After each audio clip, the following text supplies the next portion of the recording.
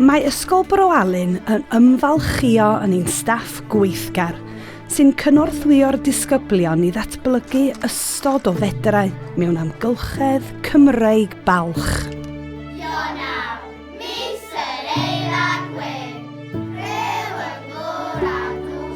Rydym wedi sefydlu cymuned cyfeillgar a chartrefol gyda disgyblion cwrtais a pharchus sy'n mwynhau trafod eu gwaith a'i hysgol gyda'i gilydd ac eraill.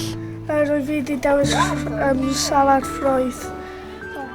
Rydym yn sicrhau bod ein disgyblion yn datblygu hyd eithau gallu yn academaidd, yn emosiynol ac fel dinasyddion cyfrifol.